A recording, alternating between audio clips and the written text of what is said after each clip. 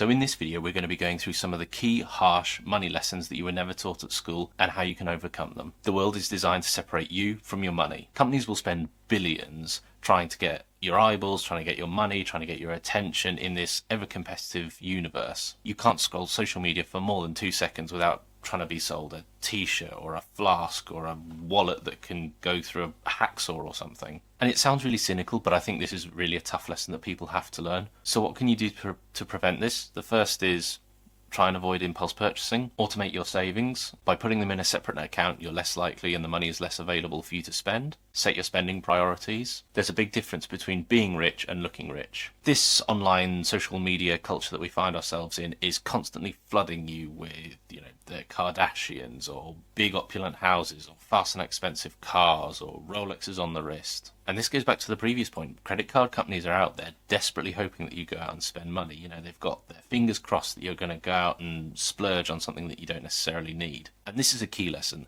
The people who want to look rich are buying assets that are only ever going to depreciate in value. But people who are rich, or people who want to be rich, almost more importantly, buy things that are cash flowing and are going to increase in value over time. And this for me is a key thing.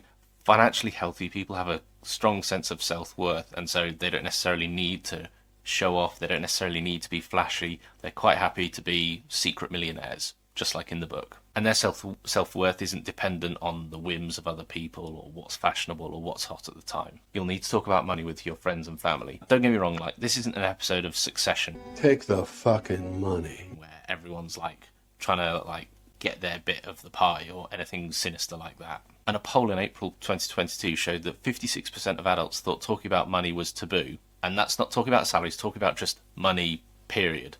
Now, we should probably caveat this up front by saying that not everyone in your family necessarily knows best. We have a video about this very topic. Bullshit boomer financial advice that you should definitely ignore. Links in the description. And once you accept that you're going to need to talk to your family at some stage about money, it could be something doom and gloom like wills, like inheritance tax, maybe they need to borrow money from you.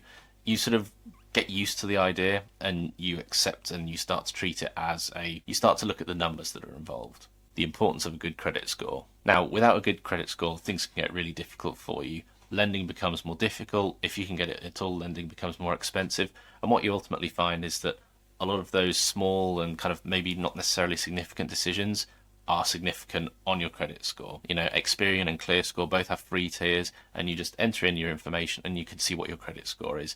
Now, you don't have to check it every day, you don't have to check it every hour, it's not like minute by minute stuff, but just keeping an eye on it every so often, because ultimately if something incorrectly lands on your credit file, being able to rectify it quickly is going to be much easier. Assets are the key to wealth. Now, this is the founding principle in Rich Dad Poor Dad, and it is the thing that separates the rich dad from the poor dad. The key lesson really is that trading your time for money is only going to get you so far, and really you're going to have to trade your time for money, but then trade that money for assets that will either accumulate in value or will cash flow you. A side point that I would add to this is the earlier you can start accumulating these income generating assets, the easier it will be, and it's effectively a shortcut to get to financial freedom. You don't need to be saving for something specific to be saving. Pick a finance book, pick a finance person on YouTube, including me, and they will all tell you that having an emergency fund is worth doing. Some say 3 months, some say 6 months, but wherever you land on that spectrum, saving is worth doing. But it's not necessarily true to say that you only need to be saving money for something specific, a new car, a holiday, whatever it is. Having money in your back pocket is always going to be worthwhile, and so making sure that it's something that you're doing, even if the money's not going to go to something specific, is definitely a good habit to get into as early as you can. Your salary increases won't be sufficient. We're living in a high inflation environment. Inflation has come down a lot recently, but it's still kind of above where it should be. And so what this ultimately means is you're in a situation where your salary increases ultimately aren't going to be beating inflation on a consistent basis. And so really taking responsibility for trying to increase your salary year over year is ultimately your responsibility. Now, I know it can sound like quite a glib thing to say, just earn more. It's much easier said than done, but there will never be a time where your employer will want to pay you more than you're worth, whether that's through your primary job, whether that's through, secondary income, whether that's through a side hustle, not being reliant on a single income. It can be a huge boost, and it can feel like a real safety net to know that actually you've got something else that you can fall back on if ever you needed to. Life admin is important. you figure out pretty quickly that bills don't go away if you ignore them, even if you can't afford to pay them. It is just something that can save you so much hassle. Making sure your car insurance is renewed, making sure you're making your monthly credit card payments, making sure your mortgage is going out, as much of that as you can automate as possible is just, it's bliss. Less life admin. Get rich quick isn't a thing. Everyone has a story. Someone who they went to uni with, won $1 million in a poker tournament, crypto bro, or some such nonsense. But it's always important to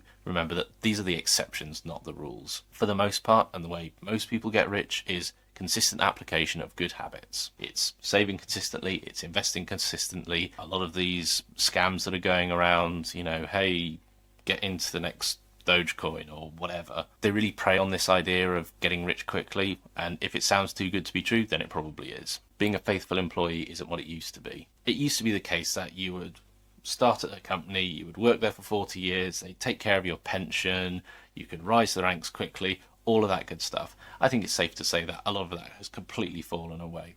And so, in my own personal experience, I generally move jobs every couple of years, and I found that it's when you make those jumps between companies that I've really been able to have the biggest salary jumps.